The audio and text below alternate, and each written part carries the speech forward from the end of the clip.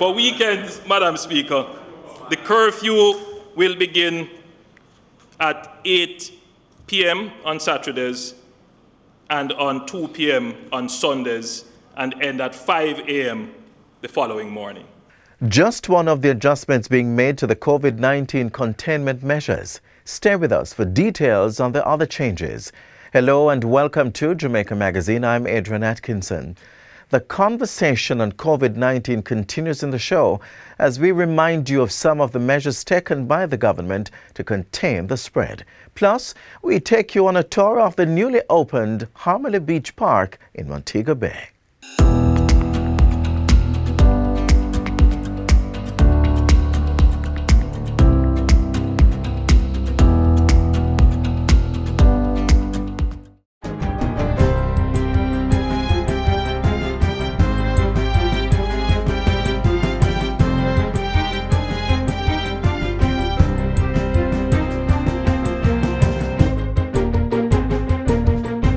Good day, I'm Theodore Henry, and this is your JIS News for Thursday, June 3, 2021.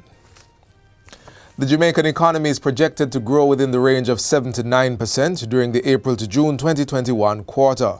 Director General of the Planning Institute of Jamaica, Dr. Wayne Henry, gave the projection during the PIOJ's virtual media briefing on Wednesday. He says the projected growth will be dependent on the relaxation of some COVID-19 containment measures and increased domestic demand due to an expected expansion in employment levels. Preliminary data for the April to June 2021 quarter has indicated some positive movements which support this projection. Airport arrivals for April 2021 totaled approximately 83,000 visitors compared to none recorded in April 2020. Water consumption for April 2021 grew by 2.2% relative to April 2020. For the overall 2021-2022 fiscal year, it is expected that the economy will grow within the range of 4 to 8%. In addition to the factors expected to influence the April to June 2021 quarter, the performance of the fiscal year will be influenced by the gradual relaxation of measures globally that restrict the movement of persons, as countries seek to attain herd immunity through continued rollout of vaccination programs. This augurs well for the world economy and a strengthening of external demand for Jamaica's goods and services. Still, despite the relatively strong economic performance anticipated for this fiscal year, PIOJ's Director General says a full recovery to pre-crisis levels is not anticipated until the 2023-2024 financial year. In other news, the Criminal Justice Suppression of Criminal Organizations Amendment Act 2021 was passed in the House of Representatives on Tuesday with 4 amendments. The changes specify additional offenses for activities in which criminal organizations are engaged, as well as an increase in the number of offenses under the Act. It also expands the list of aggravating factors to be considered when sentencing persons convicted of certain offenses and improves the trial procedures in order to protect the identity of witnesses for connected matters. National Security Minister Dr. Horace Chang says the amendments to the Act, commonly called the anti-gang legislation, will provide additional support to the work of law enforcement in interrupting and undermining organized criminal activity. I wish to acknowledge the members of the Joint Select Committee and the technical team from the Ministry of National Security, the AD's Attorney General's Chambers and the Office of the Parliamentary Council who working so collaboratively to ensure that this amended bill had a level of rigor and relevance to effectively disrupt and dismantle gangs. The latest statistics from the Jamaica Constabulary Force show that there are 379 gangs in Jamaica. Of this number, 262 are considered active gangs, which reflects an increase of 5% over 2019. The Ministry of Justice is now using animation to offer therapeutic intervention to children who are victims of crime. The ministry recently launched its animation bundle, which is comprised of 8 short films that provide lessons to help children cope with violence and life-changing trauma. Justice Minister Delroy Chuck says the intervention will provide support for children in vulnerable circumstances. He says the animation films are already being shown on electronic screens in some areas across the island, and efforts are being made to distribute them more widely. It's an initiative of the ministry's Victim Services Division, which has the responsibility of providing psychosocial support for victims of crime and is dedicated to the advancement of victims' rights, including those of children. The Tourism Enhancement Fund, TEF, will be building more parks and recreational areas in tourism-dependent communities across Jamaica. Prime Minister Andrew Holness made the disclosure recently. He says the fund has been increasing its social support to communities, including through the $600 million funding of the Harmony Beach Park development in St. James. As he hailed this and other developments, the Prime Minister rejected assertions that the island was not getting the full benefit of revenues generated from tourism. They're going to be benefiting directly from the jobs. They're going to be benefiting directly from the consumption of their services, whether it is through the provision of utilities, the provision of furniture, the provision of food and agricultural supplies, or the provision of transportation. And they will also benefit socially by investing in our parks, beautification of our roadways and verges, and in training of our staff. Meanwhile, in another positive development for tourism, the United States-based Frontier Airlines is now flying to the Sangster International Airport in Montego Bay. The airline made its inaugural flight from Miami, Florida to Sangster on Friday. The flight had 160 passengers and a 6-member flight crew who made the 1 hour and 13-minute historic journey from the U.S. to Jamaica. Frontier Airlines will operate 3 weekly flights between Jamaica and the U.S. The Tourism Ministry says Jamaica has already secured approximately 832,000 airline seats for incoming travelers for the period May through to August 2021. And finally, the Transport Ministry's Road Safety Unit has launched its annual Children Against Reckless Driving, or CARD, program. The program represents a partnership with Total Jamaica Limited and the National Works Agency. Director of the Island Traffic Authority, Canute Hare, says the Transport Ministry is very pleased with the partnership. Under the program, the Road Safety Unit executes a yearly campaign with Total to educate and empower children across Jamaica, especially at the primary school level, about the need to be safe on the roads. It will involve the refurbishing and construction of several pedestrian crossings at high-traffic areas across the island. And that's it for JIS News Today. I'm Theodore Henry. Thanks for watching.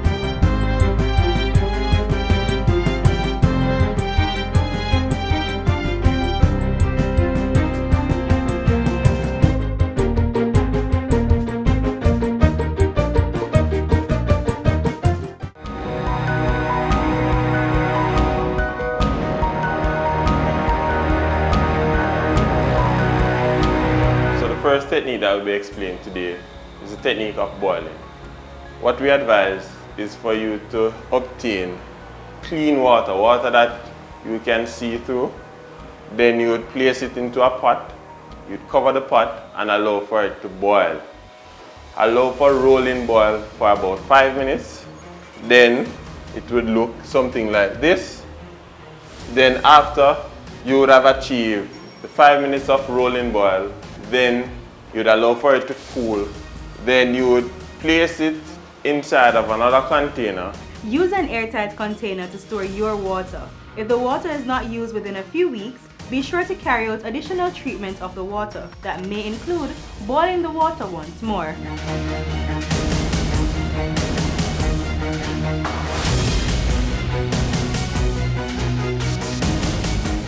The country has been making strides in its recovery efforts from the COVID-19 pandemic, but not without strong measures. And Prime Minister Andrew Holness tells us how important it is for us to comply.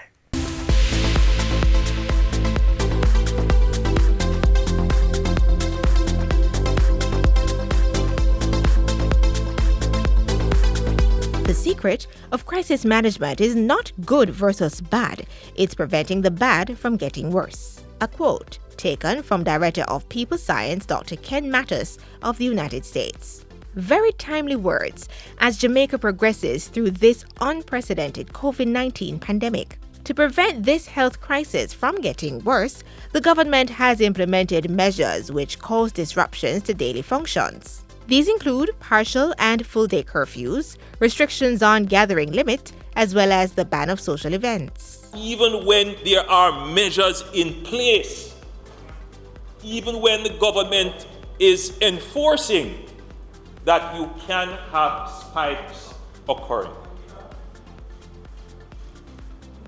the only defense that we have, Madam Speaker, is if every Jamaican acts responsibly. But sometimes that can be challenging as the COVID fatigue sets in, causing people to ignore the rules, and unfortunately, this generally causes a spike in cases, forcing the government to take further actions for public safety. The members of the public should understand that the posture of the government has changed as it relates to enforcement. A major change is amendments to the Disaster Risk Management Act, bringing new penalties and fines for breaches of the containment measures. The police now have powers which are explicit and clear and certain on which they can act. Prime Minister Andrew Holness says the aim of legislation is not to criminalize persons, but more to achieve greater compliance with the COVID-19 safety protocols. Well, if we comply, then I think the virus will be eliminated quicker. We will be able to have it under control. So you better want to comply. Yes, man. We should comply, stay in our yard. That's why I know it's food there.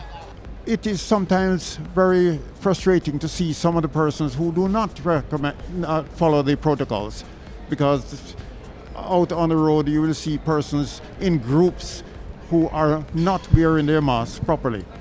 To be frank with me, I beg them. I would beg them, just come on board. If just join hands together and do what they're supposed to do and make Jamaica a better place. Jamaica, I would really love us to come back to normal as soon as possible.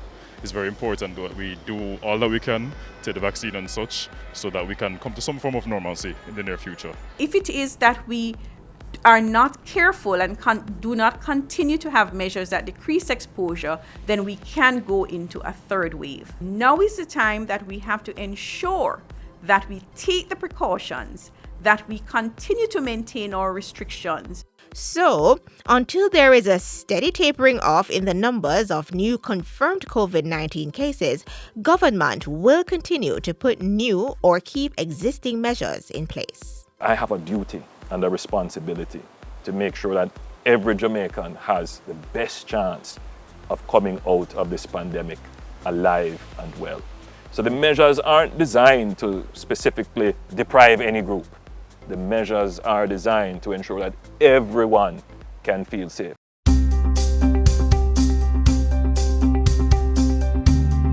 The government's management of the coronavirus also includes the vaccination of citizens. There have been 4 shipments of vaccines to date and over 140,000 persons vaccinated. The vaccine is critical for the return to normalcy, the full reopening of our economy, the return to the path of growth, and the reopening of the economy to our external trade and to tourism. While there is hesitation by some citizens towards the vaccine, government has signaled its intention to continue public engagement and sensitization to reinforce the importance of taking the vaccine. What we're not recognizing yet as a nation is that whilst we are consuming the information regarding not taking the vaccine, other countries are moving very quickly to inoculate their population, and they will be ready to return to business. What would happen to Jamaica if we are considered a country that has not yet reached the threshold of vaccination to be the destination of travel that we once were? We were getting over 4 million visitors to Jamaica, giving over $2 billion in tourism revenues to our country. What will happen is that the world will pass us by and our economic conditions will worsen. First thing, stop wearing the mask. And I want to be able to go out and dine in Like when you go to fast food restaurants, you can be able to sit and eat, have a little fun time with your family. Chill with friends, enjoy life. Well, actually, I really like to go back out, start having fun. Going out to dinner,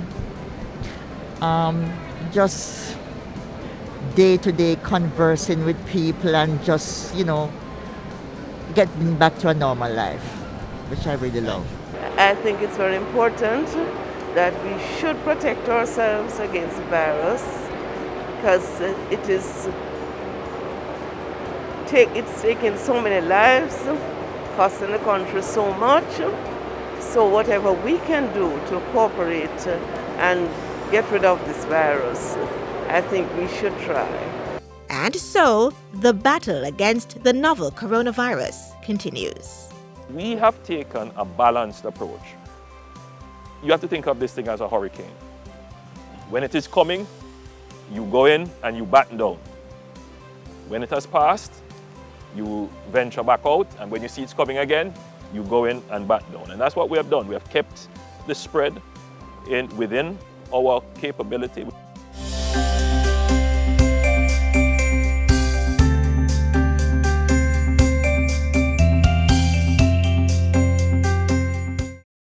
We work to make communities safer by essentially looking at the structures in the community that contribute greatest to social capital building. Try to reinforce, build, and establish those structures in a way that the community can sustain their own safety and own their own peace. When we say, for instance, we're doing a zinc fence removal program, what we're really doing is improving the line of sight. If you're on the street and you can see better what is behind the fences, then as you walk along the street or children play and etc., you're able to contribute to crime prevention. We believe in terms of our mandate and our responsibility that by making communities safer, we can make Jamaica safer.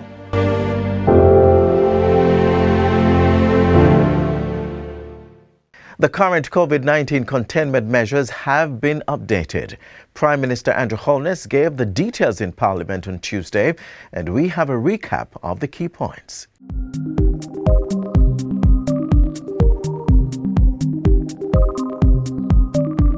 The new measures that will apply for a 4-week period to June 30th, 2021 are as follows. The curfew hours for weekdays will begin on Thursday, 3rd of June, speaking about the weekday curfews now, will be from 9 p.m. to 5 a.m. the following morning, ending at 5 a.m. on July 1, 2021. For weekends, Madam Speaker, the curfew will begin at 8 p.m. on Saturdays and on 2 p.m. on Sundays and end at 5 a.m. the following morning. Controlled entry protocols. The requirement for all incoming travelers to present a negative COVID-19 test conducted within 3 days of travel remains in place. However, we have reduced the quarantine requirement for fully vaccinated persons to 8 days. So for persons who are not fully vaccinated, the quarantine period remains at 14 days. I think that's a major concession. The travel restrictions for South American countries, Brazil, Chile, Peru, Colombia, Argentina, and Paraguay, as well as for India and Trinidad and Tobago, is also being extended until June 30th, 2021. Of course, we continue to reassess these as circumstances warrant. The age limit for the stay-at-home measure remains at 60 until June 30th, 2021. However, persons who are fully vaccinated will be exempted from this. The existing work-from-home directive in the public sector is being extended until June 30th, 2021. Funeral services are not permitted during the period ending June 30th, 2021. The existing limits on burials remain in place. The maximum number of mourners permitted is 10, with an additional 5 persons allowed, comprising the officiating clergy, grave diggers, and undertakers. The maximum number of persons who may be physically present to facilitate worship or electronic broadcast, including officiating clergy and technical support personnel, will be increased from 30 to 50 persons effective June 3rd, 2020. The cap on the number of persons permitted at a marriage ceremony will be increased from 15 to 50. All beaches and rivers will open effective June 3rd, 2021, but they will be subject to the same protocols as are applicable to those that are under organized management and control. No more than 10 persons at a time shall gather in any one area of the beach. So we are encouraging you, go with your known group and stay in your known group. Activities at the beach shall be limited to swimming, exercising, sunbathing. No beach parties or group games such as football and volleyball will be permitted. The ban on events such as concerts, parties, tailgate parties, round robins will continue until June 30th, 2021. Let us not repeat the mistakes of the past. Let us view the recrafting of the measures not as a license for free-for-all, but as an opportunity to safely pursue our livelihoods and other activities that enhance our spiritual and mental health needs. Let us exercise personal responsibility to prevent a third wave that will force us to tighten the measures once again.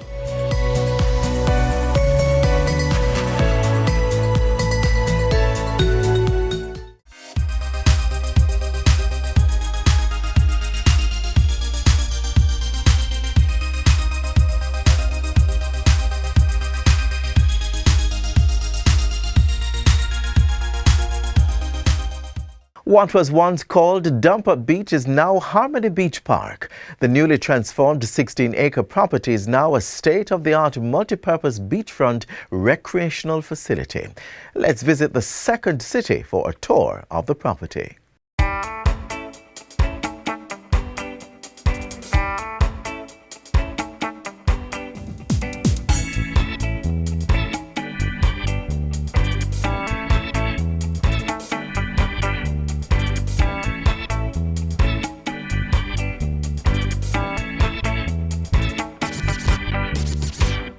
Harmony Beach Park represents the future of urban development in Jamaica. It embodies where we're going in terms of urban planning and the commitment of the government of Jamaica to introduce more green spaces in our communities. Green spaces promote healthy lifestyles and improve the health and wellness of residents. For this reason, I encourage you to see the beach park as a turning point for what you can expect from the government as it relates to sustainability in development. We recognize that development must be sustainable if it is to offer long-term benefits.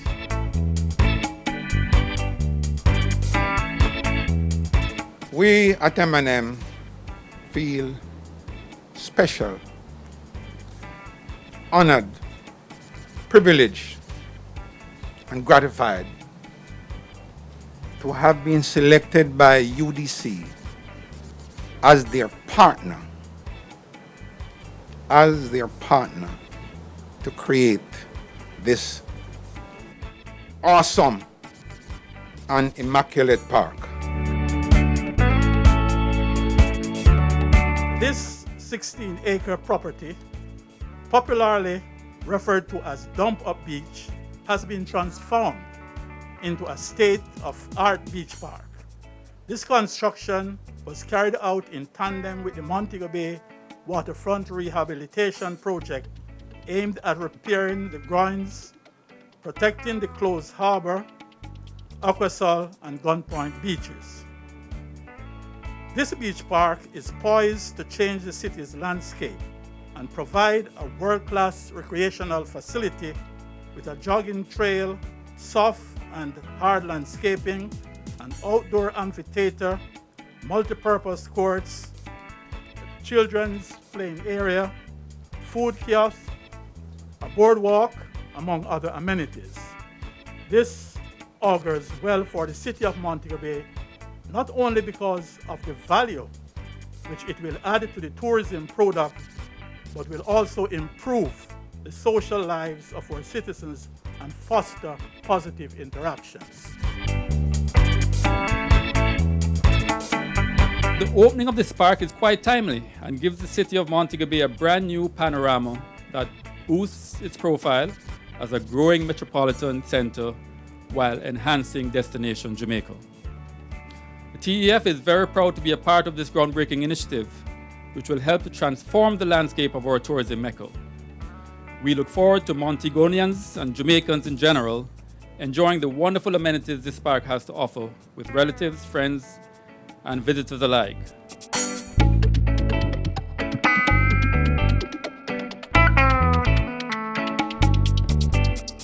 There are exciting anchor shops opportunities available here at Harmony Beach Park.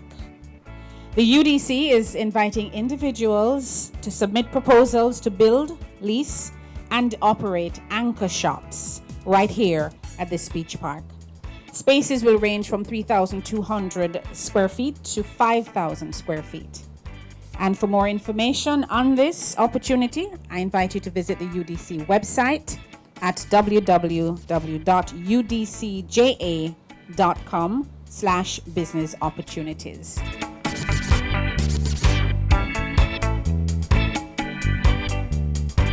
It is indeed with a great sense of pride and much satisfaction that I am here today to express sincere gratitude to those who have worked hard and tirelessly to allow us the privilege of witnessing this milestone.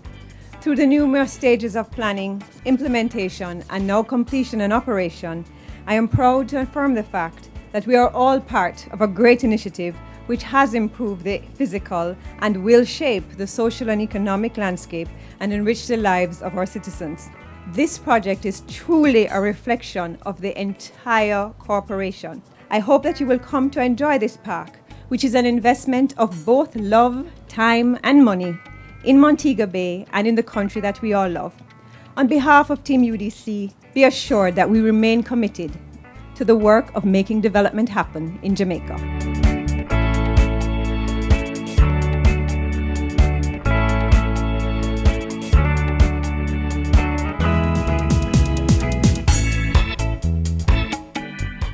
This is where our journey ends, but only for today. Do join us again tomorrow when we'll bring you another informative program. In the meantime, stay connected via our website, jis.gov.jm. And while you're online, send your feedback to Jamaica Magazine at jis.gov.jm or via tweet at JIS News. You may also find us on all the major social media platforms and through our mobile app that's Android and iOS compatible. On behalf of the entire production crew, I'm Adrian Atkinson. Do take care. This has been a production of the Jamaica Information Service, the voice of Jamaica.